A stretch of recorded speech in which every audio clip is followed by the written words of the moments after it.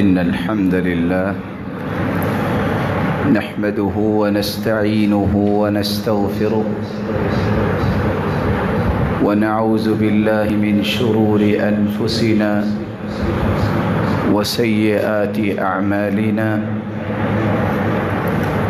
من يهده الله فلا مضل له ومن يضلل فلا هادي له وأشهد أن لا إله إلا الله وحده لا شريك له وأن محمدًا عبده ورسوله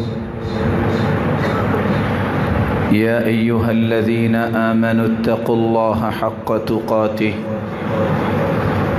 ولا تموتن إلا وأنتم مسلمون يا أيها الناس اتقوا ربكم الذي خلقكم من نفس واحدة وخلق منها زوجها وبث منهما رجالا كثيرا ونساء واتقوا الله الذي تساءلون به والأرحام إن الله كان عليكم رقيبا يا أيها الذين آمنوا اتقوا الله وقولوا قولا سديدا يصلح لكم أعمالكم ويغفر لكم ذنوبكم ومن يطع الله ورسوله فقد فاز فوزا عظيما أما بعد فأعوذ بالله من الشيطان الرجيم لا إكراه في الدين قد تبين الرشد من الغي فمن يكفر بالطاغوت ويؤمن بالله فقد استمسك بالعروة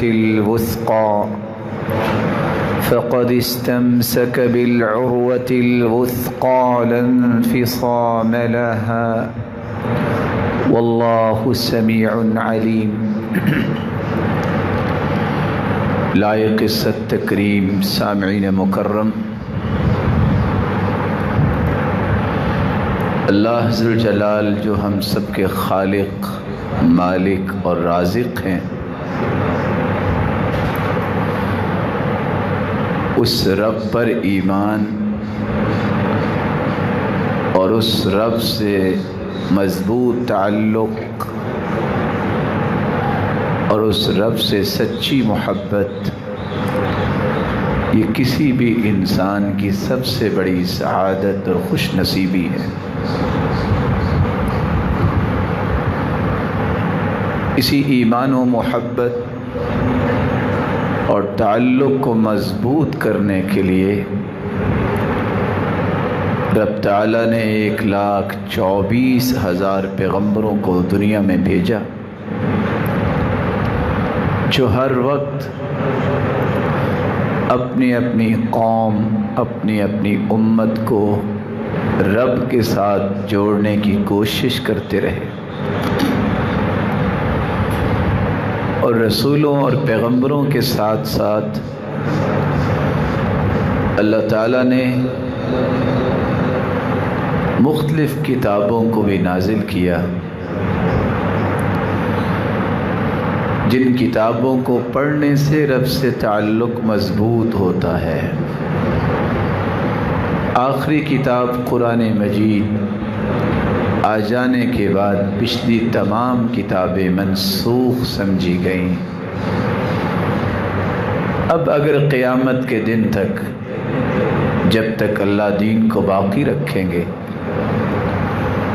اگر کوئی اللہ پر ایمان کو مضبوط کرنا چاہتا ہے اور اللہ ذوالجلال کی محبت کا مستحق بننا چاہتا ہے،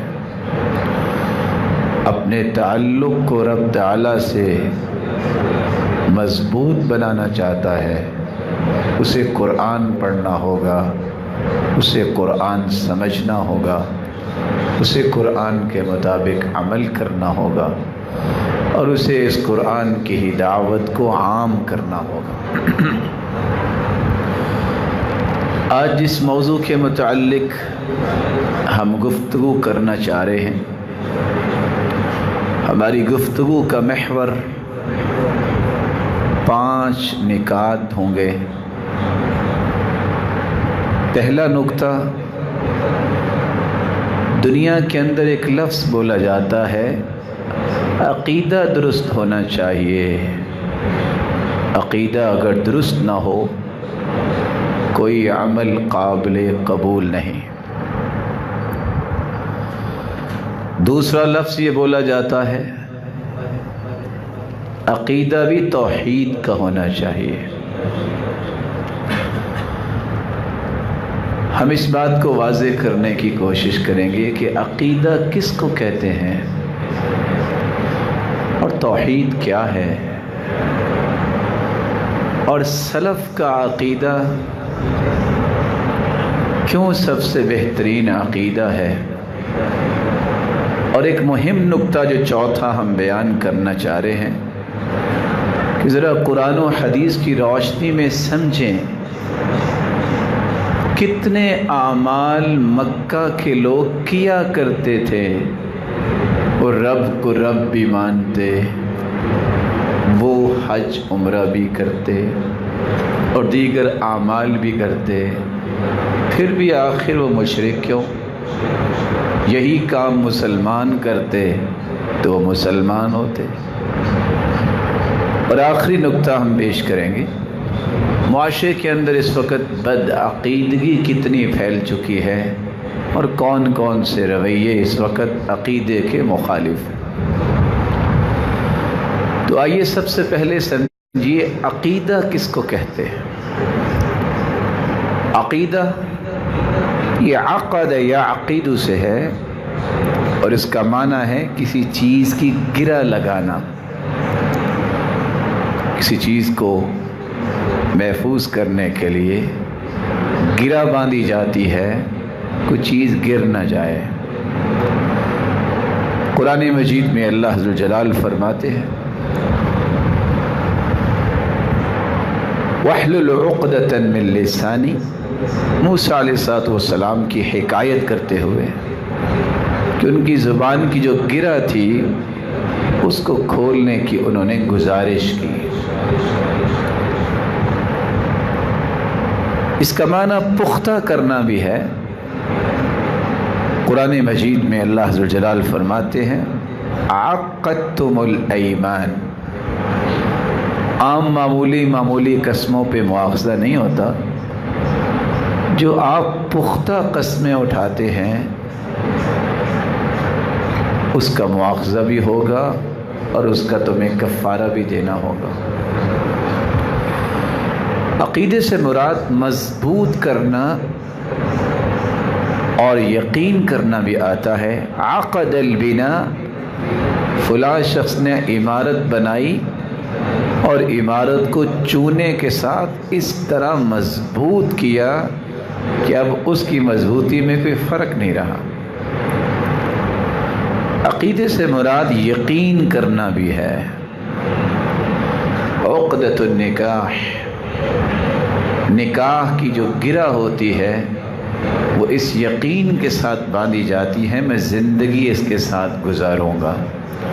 یہ 2-4 دن کے لیے میں تعلق نہیں بنا رہا، بلکہ زندگی کی آخری سانسوں تک میرا یہ عہد ہے کہ میں اس کو اپنے ساتھ رکھوں گا، اس کی نگہداشت کروں گا، اور دنیا میں ہی نہیں، مومن تو کہتا ہے جنت میں بھی میں اپنے گھر والوں کو ساتھ لے کے جاؤں گا۔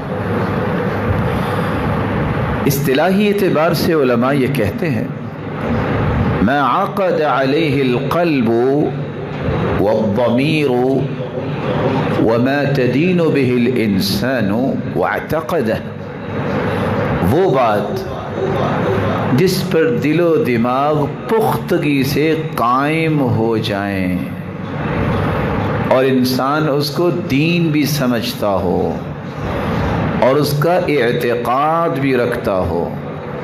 کیسا اعتقاد؟ الاعتقاد الجازم الذي لا يتطرق إليه شك لدى معتقده. ایسا اعتقاد کہ اس میں شک کی گنجائش نہ رہے. تو عقیدے سے مراد یہ ہے کہ انسان اپنے دل و دماغ میں اللہ کے بارے میں یہ پختہ یقین کر لے کہ نہ اس جیسی کوئی ذات ہے، نہ اس جیسی کسی کی صفات ہیں، اور نہ ہی اس جیسے کسی کے خوبصورت نام ہیں، اور نہ ہی اس طرح کہ کسی کے پاس بادشاہی ہے نہ ہو سکتی ہے.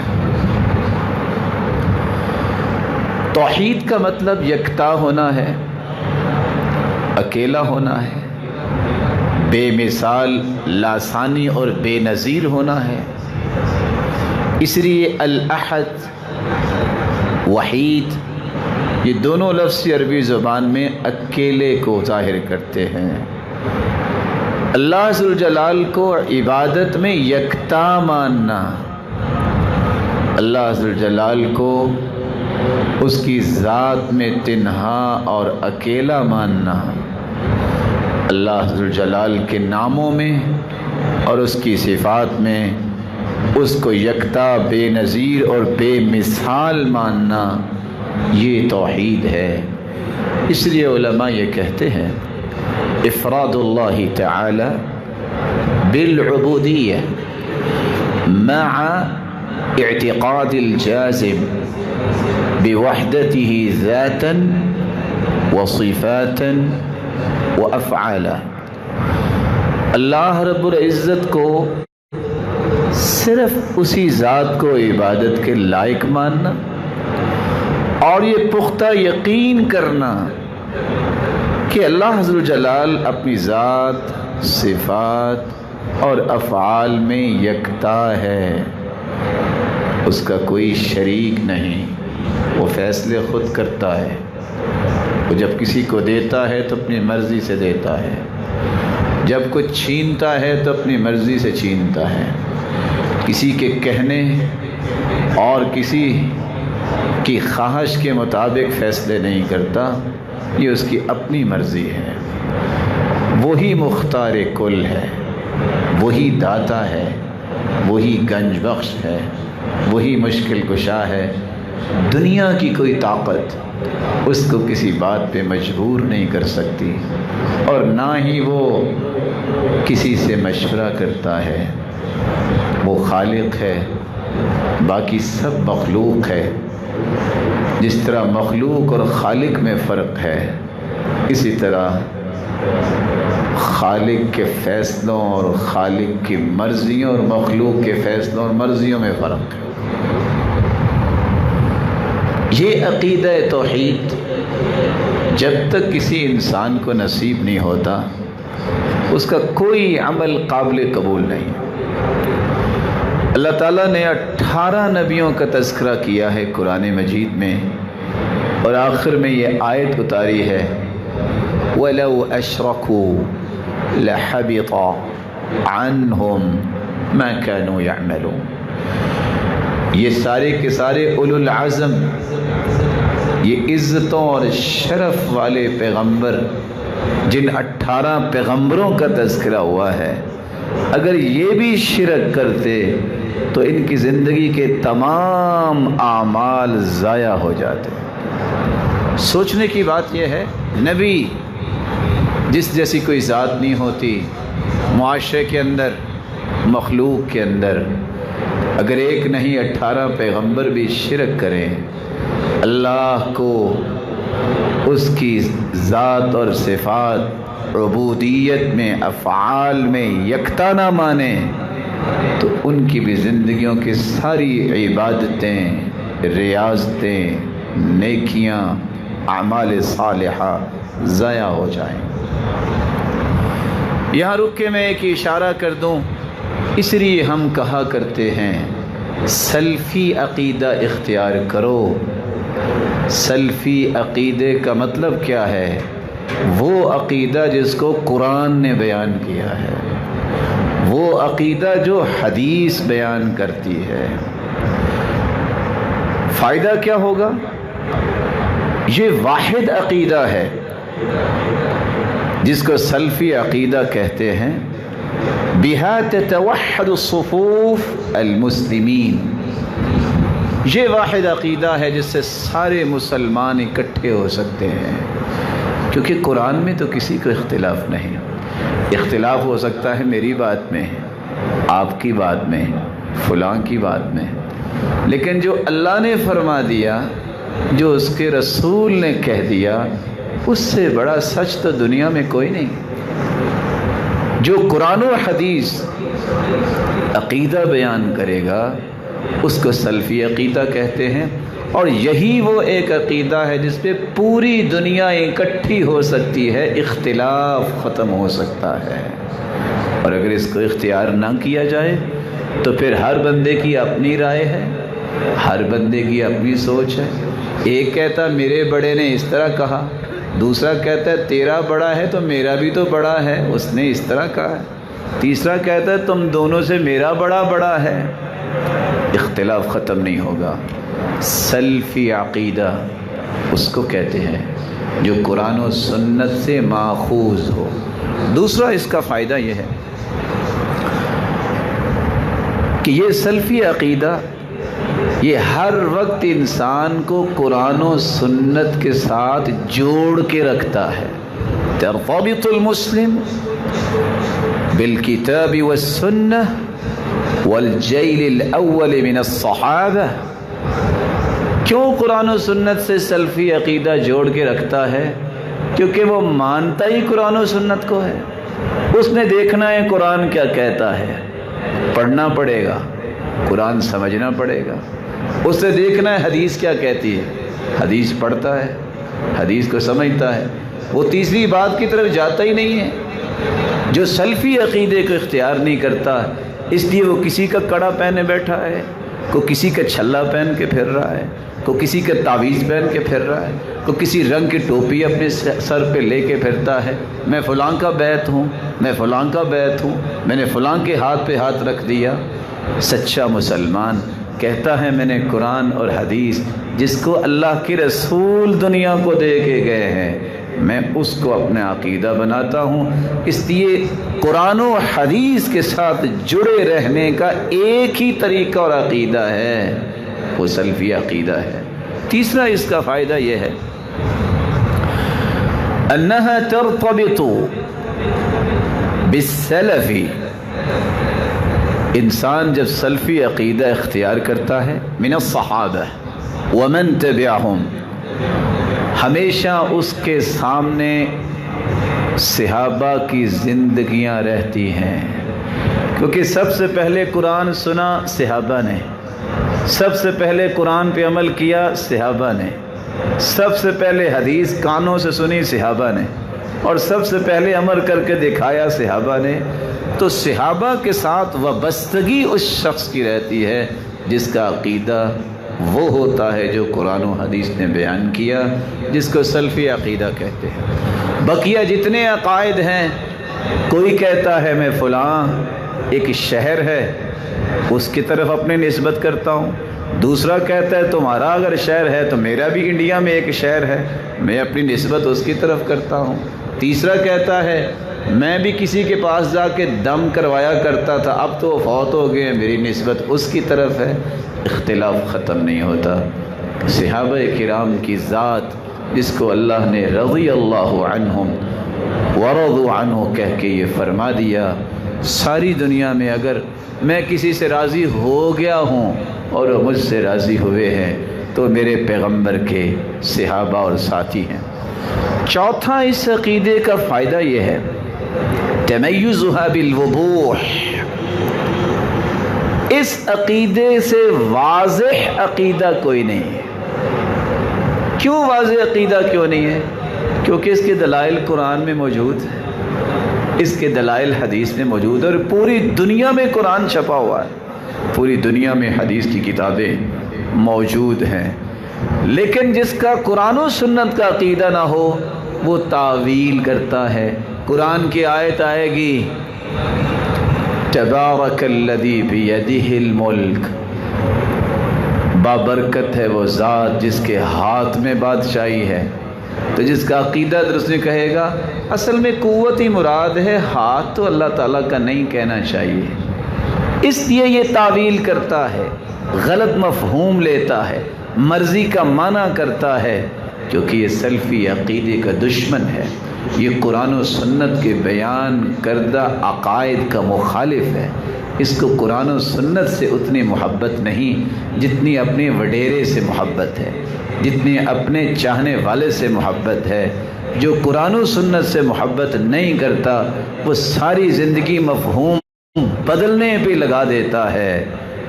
ہندوستان پاکستان کا ایک بہت بڑا محدث، جس کو لوگ محدث کہتے ہیں، ایک دن سحری کے وقت رو رہا تھا۔ شاگرد کہنے لگا استاد محترم کیوں رو رہے ہو؟ کہا ساری زندگی گزار دی فقہ حنفی کی تائید کرتے کرتے اور حدیثوں کو تروڑتے مروڑتے گزار دیے۔ کہا آپ تو محدث ہیں، آپ کا یہ حال ہے تو ہمارا کیا بنے گا؟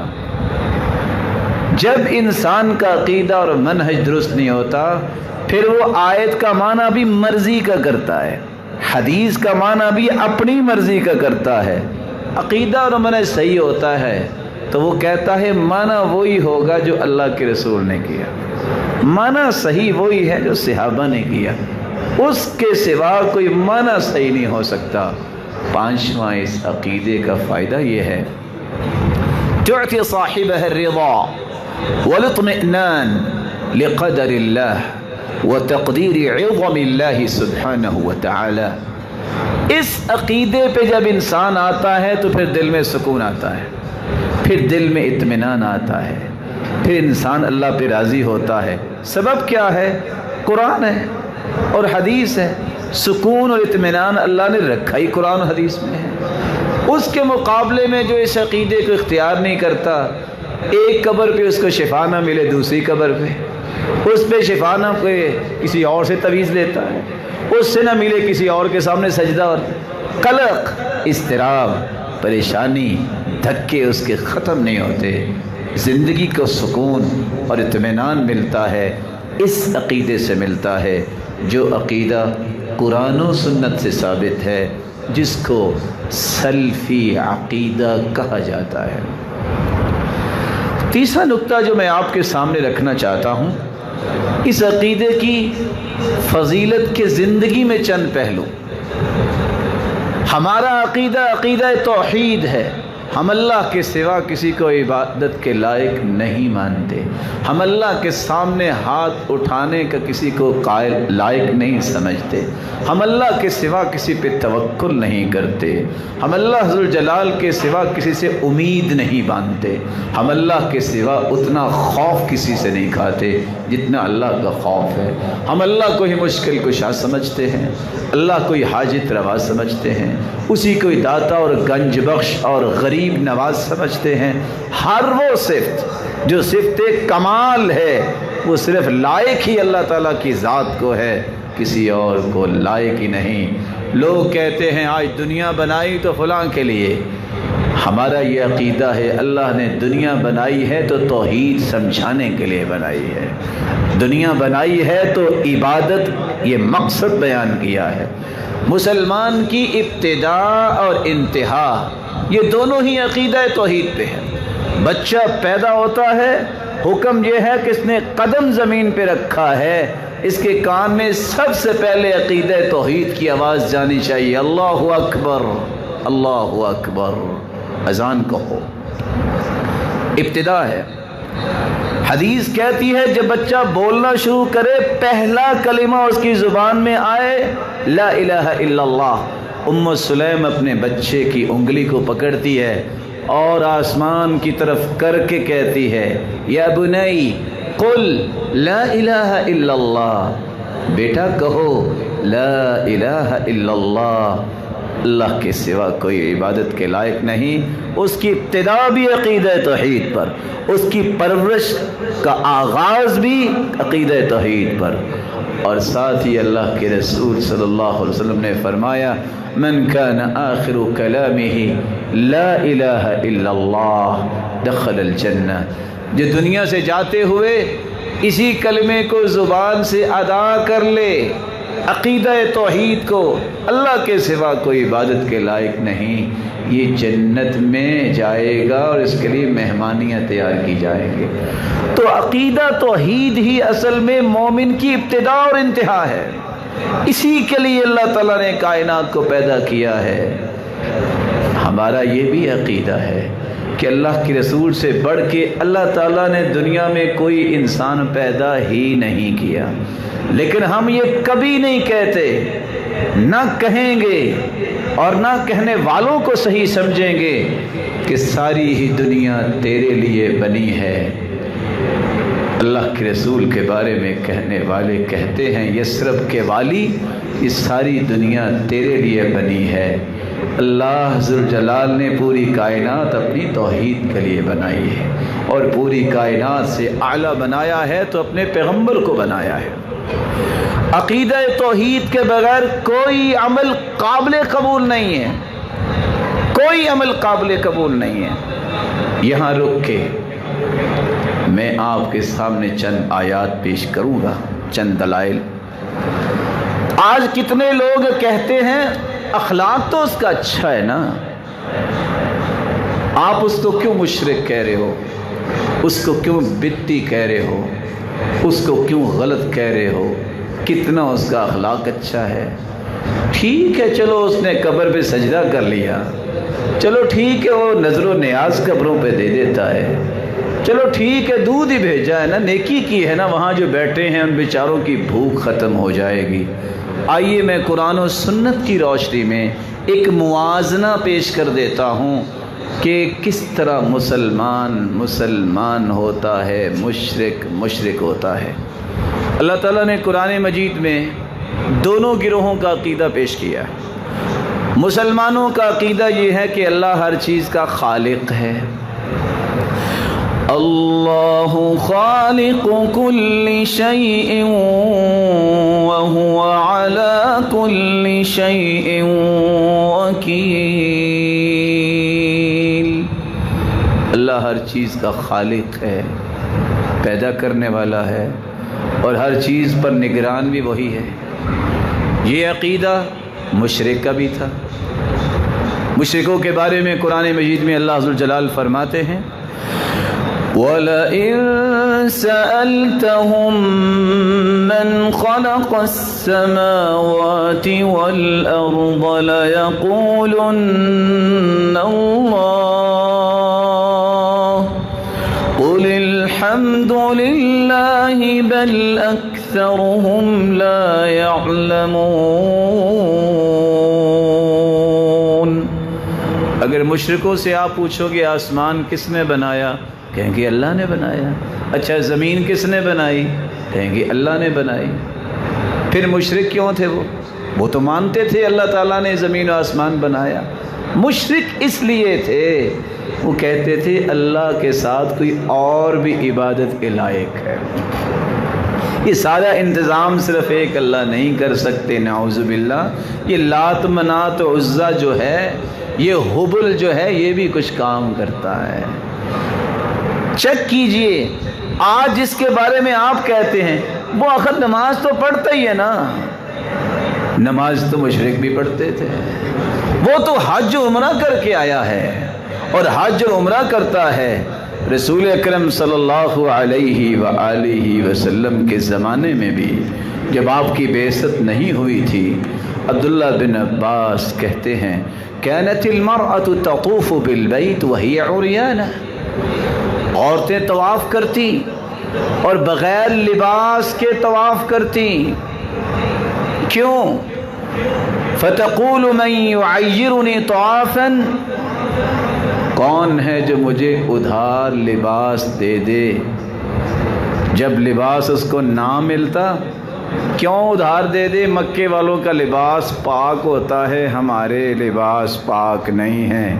جب لباس نہ ملتا تو اسی طرح طواف شروع کر دیتی جہالت کے اندر، اسلام سے پہلے، اور ساتھ یہ کہتی الیوم یبدو بعضہ او کلہ فما بدا منہ فلا احل۔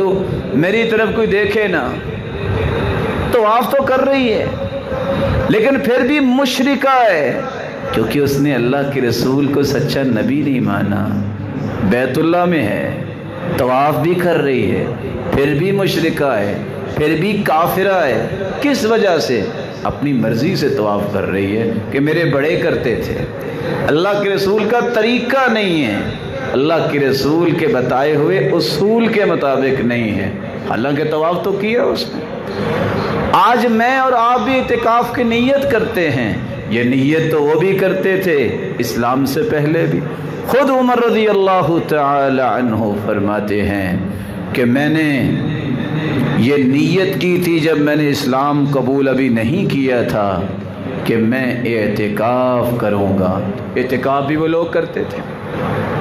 اگر آپ کہیں کہ دیکھیں یہ تو بڑی نیکیاں کمانے والا ہے، بڑا صدقہ کرتا ہے، وہ تم ابھی بھی اس کو مشرک کہہ رہے ہو، پھر کیا ہوا اگر اس نے صدقہ جس طرح فقیروں اور مسکینوں کو دیتا ہے، اگر کوئی 10 من دودھ اس نے قبر پہ دربار پہ بھیج دیا ہے تو مشرک کیسے ہو گیا؟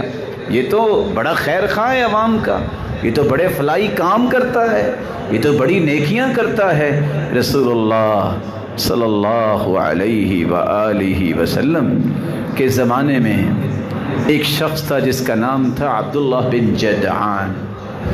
یہ وہ شخص تھا کان یقری الضیف، بہت مہمان نواز تھا، یحسن الجوار، پڑوسیوں کا بڑا خیال رکھتا تھا، یصل الرحم، رشتہ داروں کا بڑا خیال کرتا تھا، یکف الاذی، ہر تکلیف لوگوں کی دور کرنے کے لیے تڑپتا تھا۔ پہلے اس نے قرض لے لیا، جب پیسے ختم ہو گئے دوڑ گیا، ایک غار میں جا کے چھپ گیا، وہاں کسی نے سونے کی بنائی ہوا ایک ہرن چھپایا ہوا تھا، وہ اس کے ہاتھ لگ گیا۔ اس نے وہ ہرن اٹھایا، واپس آیا، 100 گائے ذبح کی، 100 اونٹ ذبح کیے، جتنے حاجی تھے ان کو لباس دیا۔ سیدہ عائشہ پوچھتی ہیں اللہ کے پیارے پیغمبر، اللہ اس کو بھی نہیں بخشیں گے؟ یہ تو بڑے نیکی کے کام کیا ہے اس نے۔ فرمایا عائشہ انہ لم یقل یوما قط رب اغفر لی یوم الدین، اس نے ایک دن نہیں کہا اللہ تو مجھے معاف کر دے۔ اور دوسری روایت یہ بھی بتاتی ہے ولا صلی یوما، اس نے ایک نماز نہیں پڑھی، اللہ نے اس کے صدقوں کو نہیں دیکھنا۔ عبداللہ بن جدعان کے بارے میں اللہ کے رسول یہ کہہ رہے ہیں جو ہزار اونٹ ذبح کرنے والا ہے اور حاجیوں کی خدمت کرنے والا ہے، پھر بھی وہ اللہ سے دور کیوں رہا؟ کیونکہ اس نے اللہ کو نہیں مانا، اس نے رسول کو نہیں مانا۔ رسول اللہ صلی اللہ علیہ وسلم کے پاس صحابی آئے اور آ کے سوال کرتے ہیں، حکیم بن حزام، اللہ کے رسول یہ بتائیے میں اسلام کو جب قبول نہیں کیا تھا کنت اتحنس بها فی الجاہلیہ من عطاقہ، میں غلام آزاد کیا کرتا تھا، وصلت رحم، میں رشتہ داروں سے اچھا برتاؤ کیا کرتا تھا۔ کب؟ ابھی اسلام نہیں قبول کیا، لیکن اس وقت پھر بھی مشرک ہی تھے۔ کب تک مشرک رہے؟ جب تک اللہ کو اکیلا نہیں مانا کہ اللہ ہی ایک ہے جو پوری کائنات کا مالک ہے اور عبادت کے لائق۔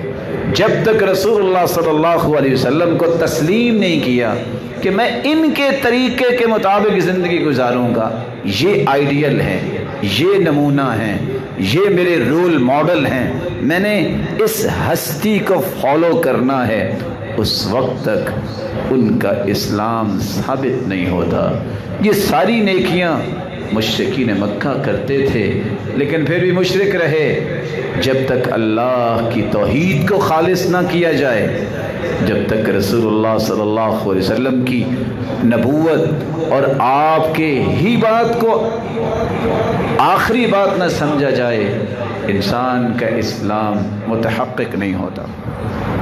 مسلمانوں کا عقیدہ ہے کہ اللہ ہر چیز کا مالک ہے، تبارك الذي بيده الملك وهو على كل شيء قدیر. بابرکت ہے وہ ذات جس کے ہاتھ میں پوری کائنات کی بادشاہی ہے.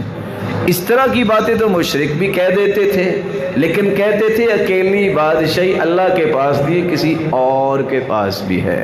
قرآن مجید میں اللہ ذوالجلال فرماتے ہیں قُلْ مَنْ بِيَدِهِ مَلَكُوتُ كُلِّ شَيْءٍ وَهُوَ يُجِيرُ وَلَا يُجَارُ عَلَيْهِ إِن كُنتُمْ تَعْلَمُونَ سَيَقُولُونَ لِلَّهِ قُلْ فَأَنَّى تُسْحَرُونَ. میرے محبوب ان سے یہ تو پوچھئے، اچھا بادشاہی زمین و آسمان کی کس کے پاس ہے؟ مشرک کہتے اللہ کے پاس ہے. میرے محبوب ان سے یہ کہہ دیجئے تم مانتے بھی ہو اللہ کے پاس، تو پھر تمہیں کوئی جادو ہو گیا ہے؟ پھر لوٹ کے جاتی ہو اللہ کو چھوڑ کے لات منات عزا کی طرف. یہی آج ہے، مانتا ہے مشرک بھی کہ اللہ ہی ہے جو بادشاہی اس کے ہاتھ میں ہے، لیکن نہیں جب بیٹا لینا ہو تو مجھے فلان جگہ تو جانا ہی پڑے گا نا، نہیں فلان جگہ تو کچھ کرنا ہی پڑے گا نا. یہی مشرک کرتے تھے. قرآن مجید نے تیسرا عقیدہ بیان کیا ہے کہ رازق اللہ ہے. یہ مسلمانوں کا عقیدہ ہے. اللہ ذوالجلال فرماتے ہیں وَمَا مِن دَابَّةٍ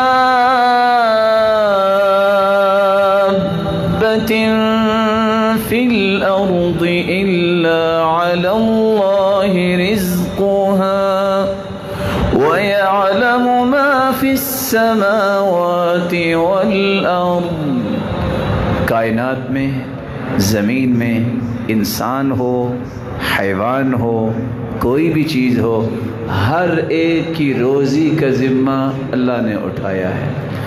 جب مشرکوں سے کہا جاتا، اللہ کے رسول کو حکم ہوا قُلْ مَنْ يَرْزُقُكُمْ مِنَ السَّمَاءِ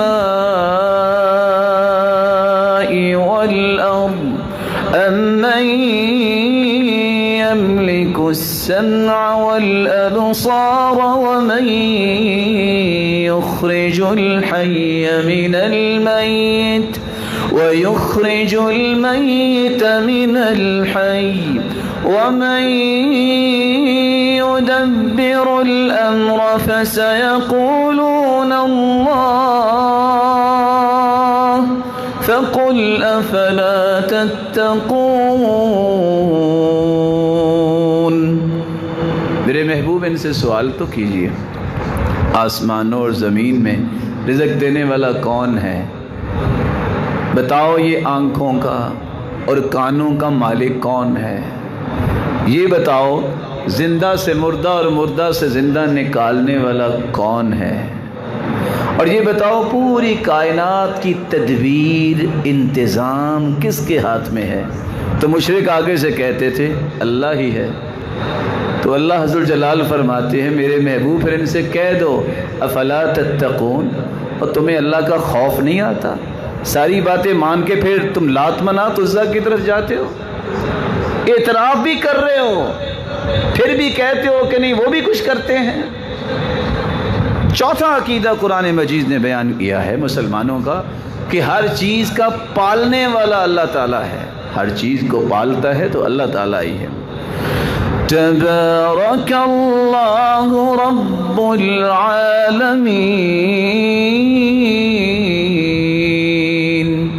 تمام جہانوں کو پالنے والا ہے، رب ہے تو صرف ایک اللہ ہے. اس بات کا اقرار کرتے بھی تھے مشرک، لیکن پھر بھی مشرک ہیں. کیوں مشرک تھے پھر بھی؟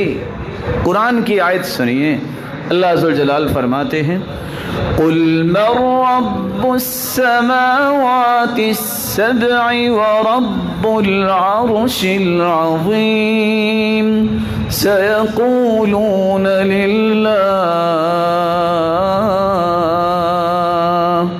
قل افلا تتقون، ان سے پوچھو ساتوں آسمان کس نے بنائے، اور رب جو ہے پالنے والا زمینوں آسمانوں کی مخلوق کو کون ہے؟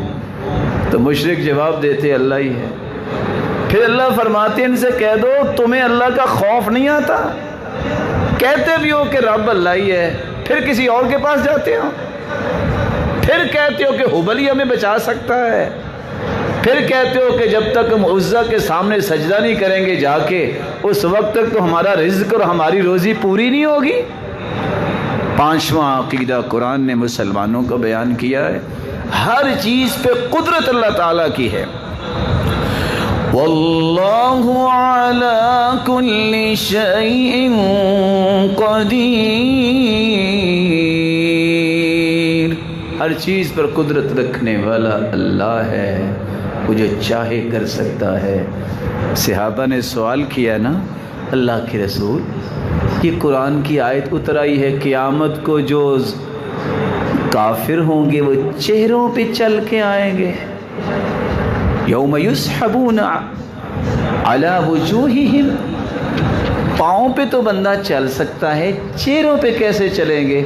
تو آپ نے فرمایا ان الذی امشاہم فی ارجلہم فی الدنیا قادر علی ان یمشیہم علی وجوہہم یوم القیامہ، جو پاؤں پہ چلانے پہ قادر ہے وہ سر کے بل چلانے پہ بھی قادر ہے، ہر چیز پہ قدرت ہی اس کی ہے۔ مشرکوں کے بارے میں اللہ عز و جلال نے فرمایا سَيَقُولُ الَّذِينَ أَشْرَكُوا لَوْ شَاءَ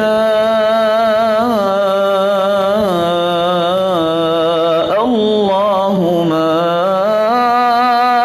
أَشْرَكْنَا وَلَا آبَاؤُنَا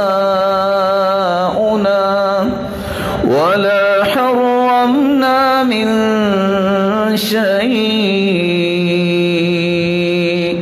اور دوسری جگہ فرمایا اللہ تعالیٰ نے وَقَالَ الَّذِينَ أَشْرَكُوا لَوْ شَاءَ اللَّهُ مَا عَبَدْنَا مِن دُونِهِ مِن شَيْءٍ مَا عَبَدْنَا مِن دُونِهِ مِن شَيْءٍ نَحْنُ وَلَا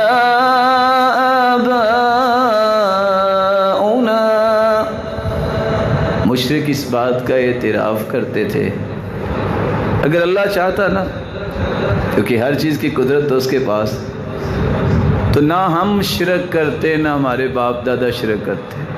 ظالم کتنے تھے، شرک خود کرتے، کہتے اللہ ہی کرواتا ہے۔ جیسے آج عقیدہ موجود ہے معاشرے کے اندر، اور ظالم تو دنیا سے چلے گئے لکھنے والے اللہ کے بارے میں، بس اللہ ہی گناہ کرواتا ہے، اللہ کی مرضی ہے جو ہو، گناہ انسان خود کرتا ہے۔ وَلَا يَرْضَى لِعِبَادِهِ الْكُفْرَ، اللہ کبھی کفر سے راضی نہیں ہوتے۔ یہ کہنا ہی بہت بڑا ظلم اور زیادتی ہے اللہ کے بارے میں کہ اللہ ہی کہتا ہے شرک کرو۔ قرآن نے اس لیے کہا، ان کی حکایت کر دی کہ مشرکوں کا یہ ذہن تھا کہ اگر اللہ تعالیٰ چاہتا قدرتیں تو اس کے پاس ہیں تو ہمیں شرک نہ کرواتا، ہمارے باپ دادا بھی مشرک ہوئے تو اللہ کی مرضی سے ہوئے۔ یہ بہتان ہے، مانتے تو تھے اللہ تعالیٰ کی قدرت لیکن ساتھ بہتان بھی باندھ دیا۔ چھٹا عقیدہ مسلمان کا ہے کہ ہر چیز کا علم، ہر چیز کو جاننے والا ایک اللہ ہے، کوئی کسی کے بارے میں نہیں جانتا۔ یہ سب جھوٹے ہیں جو فٹ پاتھ پہ بیٹھ کے قسمت دیکھ رہے ہیں، یہ سب کذاب ہیں جو کہتے ہیں کہ میں بتاؤں گا تمہاری قسمت کیسی ہے، اللہ کے سوا کوئی نہیں جانتا۔ ان اللہ یعلم ما فی السماوات وما فی الارض وان اللہ بکل شیء علیم۔ زمین و آسمان کا علم اللہ کے پاس ہے اور وہ ہر چیز کا علم رکھنے والا ہے۔ اور اگر یہی چیز کافروں سے مشرکوں سے پوچھی جاتی، تھے مشرکی لیکن مان لیتے تھے. وَلَئِن سَأَلْتَهُم مَّنْ خَلَقَ السَّمَاوَاتِ وَالْأَرْضَ لَيَقُولُنَّ خَلَقَهُنَّ الْعَزِيزُ الْعَلِيمُ. اچھا ان سے سوال کریے زمین و آسمان کو پیدا کرنے والا کون ہے؟ کہتے وہی ہے جو ہر چیز کو جاننے والا ہے، جو ہر چیز پہ غالب ہے. مانتے تھے لیکن پھر بھی مشرک کیوں رہے؟ کیونکہ انہوں نے اللہ کی توحید کو خالص نہیں کیا. صرف اللہ کو نہیں مانتے تھے، کسی کو اور بھی ساتھ مانتے تھے. وہ صرف نیکی نہیں کرتے تھے بلکہ کہتے تھے فلان نے کہا ہے تو ہم بھی کریں گے کیونکہ میرا باپ دادا ایسا کرتا تھا. اور مسلمان کیا کہتے تھے؟ اللہ نے کہا ہے ہم نے کرنا ہے، محمد الرسول اللہ نے جو کرنا ہم نے وہ کرنا. ایک فرق کی وجہ سے وہ مشرک رہے اور مسلمان ہوئے.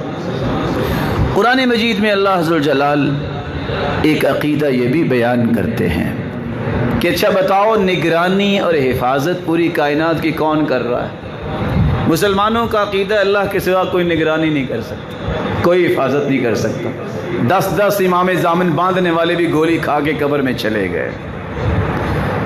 امام ضامن بچا پاتا تو کتنے لوگوں کو بچاتا؟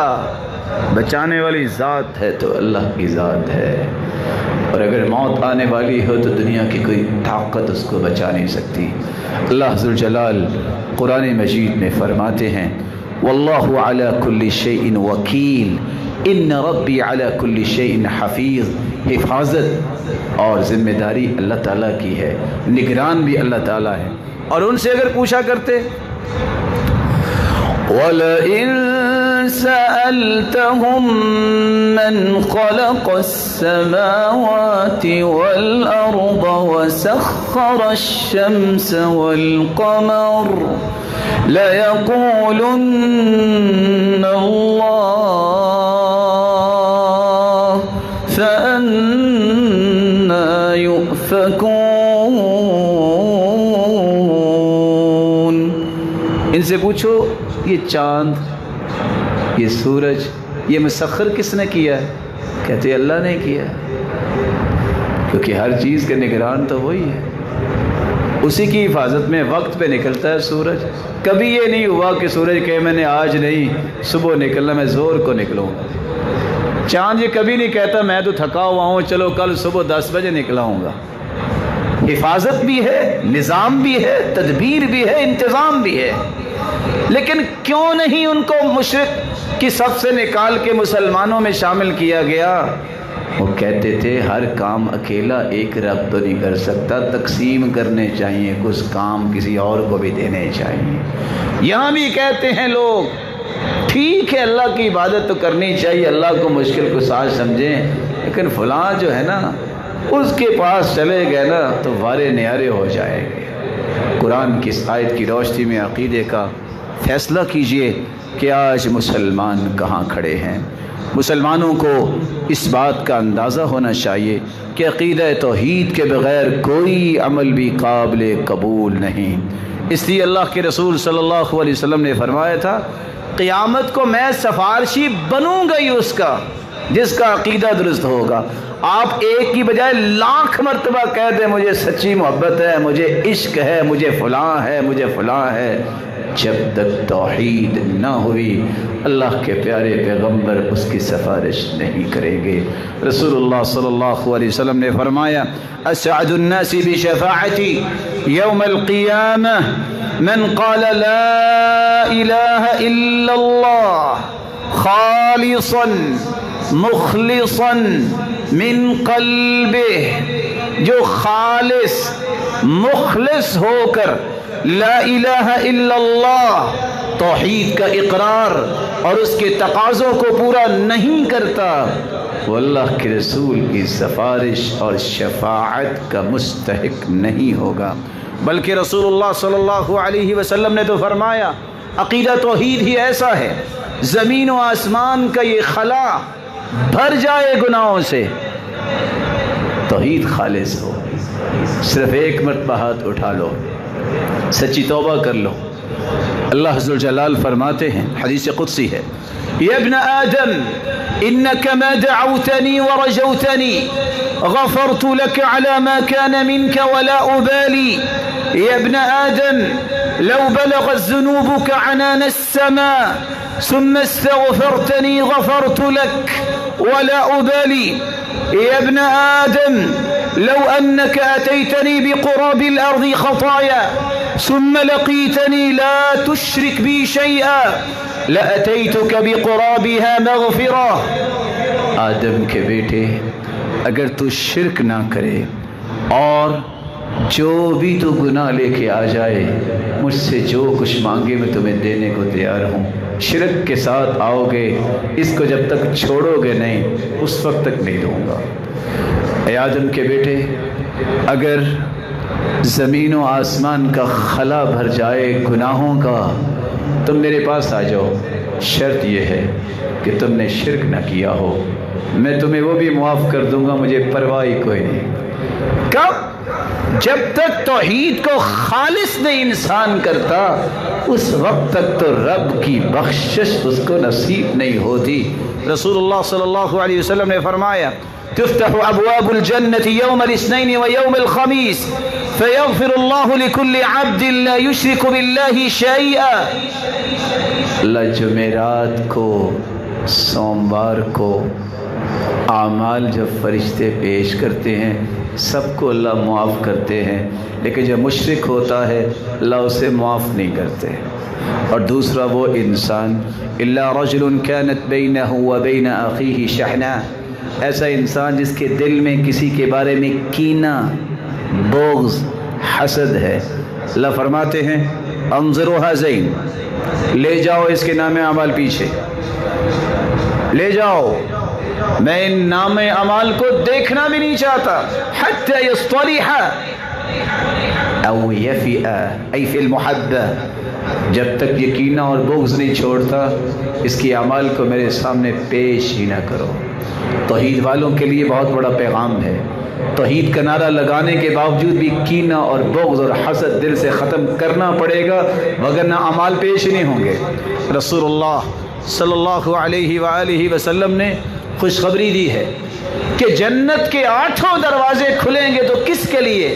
من شہد ان لا الہ الا اللہ وحدہ لا شریک لہ وان محمدا عبدہ ورسولہ وان عیسی عبد اللہ ورسولہ وكلمته ألقاها إلى مريم وروح منه والجنة حق والنار حق أدخله الله من أي أبواب الجنة الثمانية شاء. جو 4 گواہیاں دے دے میں اللہ کے سوا کسی کو عبادت کے لائق نہیں سمجھتا، وہ اکیلا ہی عبادت کے لائق ہے، کوئی شریک نہیں. دوسری گواہی، میں گواہی دیتا ہوں کہ محمد الرسول اللہ صلی اللہ علیہ وسلم اللہ کے سچے اور آخری پیغمبر ہیں، ہمارے لیے قدوہ، نمونہ اور اسوہ اور آئیڈیل رول ماڈل ہیں. میں تیسری گواہی دیتا ہوں عیسیٰ علیہ السلام بھی اللہ کے نبی ہیں، کلمہ ہیں جس کا القاء کیا. وہ اللہ کے بیٹے نہیں، وہ مریم کے بیٹے ہیں، اللہ کے نبی ہیں، پیغمبر ہیں، کلمہ ہیں. میں چوتھی گواہی یہ دیتا ہوں جنت حق ہے جو مومنوں کے لیے ہے، جہنم بھی حق ہے جو کافروں کے لیے ہے. اس کے مطابق میرا عمل ہو جائے، اللہ فرمائیں گے قیامت کے دن تیری گواہیاں صحیح، تیرا عمل اس کے مطابق تھا. یہ جنت کے 8 دروازے کھلے ہیں میرے بندے، جس دروازے سے چاہتے ہو جنت میں چلے جاؤ. یہ توحید کا عقیدہ جو ہے اس کے بغیر یہ انعام نہیں ملے گا. اللہ مجھے اور آپ کو عقیدہ توحید نصیب فرمائے اور اس کے مطابق زندگی گزارنے کی توفیق عطا فرمائے. وما علی الا البلاغ.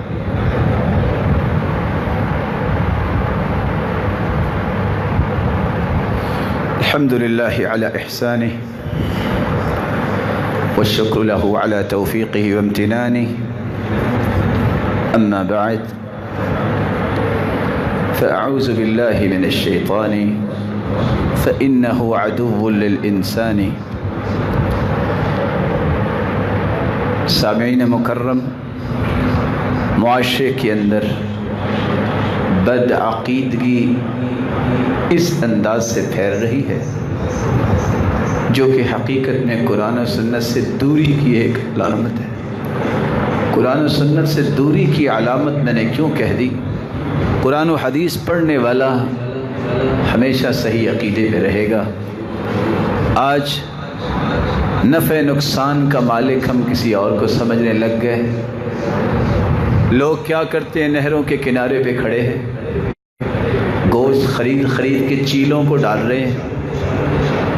کوئی کسی چیز کو پیش کر رہا ہے، اس کے پڑوس میں غریب مسکین لاچار موجود ہے، اس کو صبح و شام کا کھانا میسر نہیں۔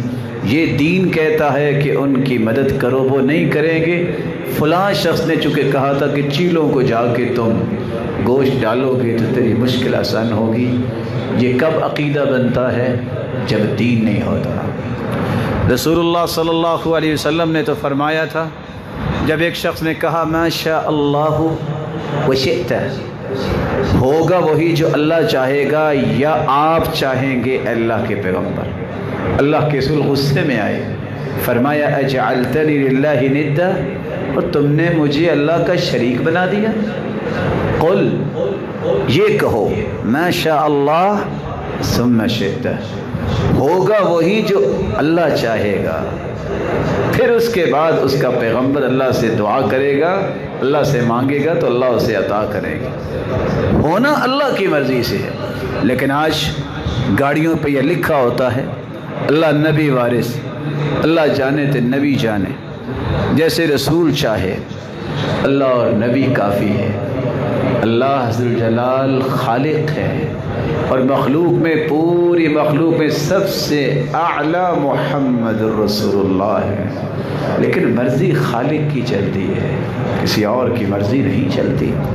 آج رسول اللہ صلی اللہ علیہ وآلہ وسلم سے پوچھا گیا نام کون سے اچھے ہیں؟ آپ نے فرمایا نام عبداللہ اور عبد الرحمن اچھے ہیں۔ مسلمانوں کا اتفاق ہے، ابن حزم لکھتے ہیں کہ عقیدہ جب خراب ہوا تو عبداللہ، عبد الرحمن، عبد العزیز، عبد الالہ رب کی نسبت کی بجائے لوگوں کی طرف نسبت کرنے لگ گئے، اور لوگ کہتے ہیں عبد عمر، عبد حسین، عبد فلان، عبد فلان، مختلف ناموں کے ساتھ وہاں عبد کا لفظ لگاتے ہیں۔ پوری کائنات اللہ کے بندے ہیں، اس کی نسبت اللہ کی طرف ہو سکتی ہے۔ اس امام ابن حزم فرماتے ہیں کہ کسی بھی نام کے ساتھ عبد کا لفظ کا اضافہ کر دینا اللہ کے سوا یہ بالاتفاق حرام ہے۔ اللہ کے رسول صلی اللہ علیہ وسلم نے اس لیے فرمایا کوئی شخص اپنا نام ملک الاملاک نہ رکھے، جس کا ترجمہ بنتا ہے شہنشاہ۔ آج کتابیں بتاتی ہیں شہنشاہ معظم کے پاس ایلچی آیا، وہ شہنشاہ معظم اللہ ہے۔ یہ دنیا کی چھوٹی چھوٹی بادشاہیاں ہیں، ان بادشاہوں کا بادشاہ صرف ایک اللہ ہے، کسی اور کو شہنشاہ معظم نہیں کہہ سکتے۔ رسول اللہ صلی اللہ علیہ وسلم نے فرمایا اللہ کے سوا کسی کی قسم نہ اٹھاؤ۔ لوگ بیٹھے بیٹھے کہہ دیتے ہیں میرے سامنے رزق پڑا ہے میں اس کی قسم اٹھاتا ہوں، یہ میری اولاد ہے اس پہ ہاتھ رکھ دیں گے، یہ میرے بچے کی قسم، میرے باپ کی قسم، میرے فلاں کی قسم۔ اللہ کے سوا کسی کی قسم اٹھانا جائز نہیں۔ قسم کا معنی ہوتا ہے دل پہ مطلع ہونا، دل کے بارے میں اللہ کے سوا کوئی جانتا ہی نہیں۔ یہ رزق، یہ سالن جو ہے، یہ مرغی ہو یا مٹن ہو، یہ دل کے بارے میں جانتا ہے کیا ہے؟ اس کی قسم۔ یہ جو کی گندم کی روٹی جانتی ہے دل میں کیا ہے؟ کسی اور چیز کی قسم اٹھانا جائز نہیں ہے۔ رسول اللہ صلی اللہ علیہ وسلم نے فرمایا من اتى عرافا فسأله عن شيء، جو کسی نجومی کے پاس آئے، کسی کاہن کے پاس آئے اور آ کے صرف پوچھ لے میری قسمت بتاؤ، 40 دن تک اس کی عبادت کو قبول نہیں کیا جاتا۔ اور اگر پوچھنے کے بعد کہہ دے کہ یہ سچ کہہ رہا ہے، واقعی ایسا ہے، فصدقه بما يقول فقد كفر بما انزل على محمد صلی اللہ علیہ وسلم، اس نے اگر نجومی کاہن کو، عراف کو سچا مان لیا قرآن کا منکر اور کافر ہو جائے گا اس کو سچا ماننے کے ساتھ۔ آج ہم آرام سے کہتے ہیں میں قسمت پوری نکالی ہے، وہ فال نکالی ہے میں نے، وہ بیٹھا ہوا تو اس نے کہا ہے تمہیں تو 2 سال نوکری نہیں ملنی۔ آج فلاں پیر نے کہہ دیا ہے، فلاں شخص نے کہہ دیا کہ ایسا ہونے والا ہے، ہوگا وہ جو میرا رب چاہے گا۔ یہ سب تماشا ہے جو دنیا دیکھ رہی ہے اور دکھانے والے دکھا رہے ہیں۔ اللہ کی مرضی کے بغیر کوئی پتا بھی حرکت نہیں کر سکتا، نہ کرتا ہے۔ رسول اکرم صلی اللہ علیہ وآلہ وسلم نے اس لیے تو فرمایا تھا کہ یہ علم نجوم سیکھنا، یہ جادوگری سیکھنا ہے، اور جادوگر کا پتہ چل جائے حد الساحر ضربۃ بالسیف، جادوگر کا پتہ چل جائے تو اس کی گردن تن سے جدا کر دی جاتی ہے۔ اور سیدنا عمر نے عورت کی بھی گردن اڑا دی تھی جو جادوگرنی تھی، یہ بھی پرواہ نہیں کی کہ یہ عورت ہے، کہ لوگ کہیں گے عورتوں کو مارا ہے، اڑا دی گردن۔ آج یہ طوطا رکھا ہوا ہے، یہ قسمت کے لیے ہڈیوں کا استعمال ہو رہا ہے، کاروبار میں اضافے کے لیے نہ جانے کیا کچھ لے کے دکان پہ رکھا ہوا ہے، کسی نے الف لام میم طاسین میم پتہ نہیں کیا کچھ لکھا ہوا ہے۔ یہ اللہ کی کلام ہے، یہ اللہ کے رسول نے اس لیے تو نہیں امت کو سکھائی تھی کہ بس دکان میں لٹکا دو، خود نماز نہ پڑھو۔ کوئی اونٹ کی ہڈی چھپا رہا ہے کہ کاروبار میں برکت آئے گی، اور اللہ کے بندوں جو دنیا میں سب سے بڑا امیر ہے اس نے ہڈی رکھی ہوئی ہے۔ سلمان کدھر چلے گئے؟ مسلمانوں کا عقیدہ جب بگڑا تو پھر وہ ہڈیوں کا بھی محتاج ہو گیا۔ 66 لاکھ کی گاڑی نکلائے گا، 1.5 کروڑ کی گاڑی لے گا، پیچھے بندر لگا دے گا، ٹوٹی ہوئی جوتی لٹکا دے گا، نظر نہ لگے۔ یہ نہیں کہے گا ما شاء اللہ لا قوت الا باللہ لکھ لوں، دیکھ کے پڑھ لوں، میں نکلتے وقت دعائیں پڑھوں۔ وہ کہے گا مجھے چھتر بچانے والا ہے، اللہ کا ذکر بچانے والا نہیں ہے۔ وہ کہتا ہے یہ بندر لٹکا ہوگا، نظر نہیں لگے گی۔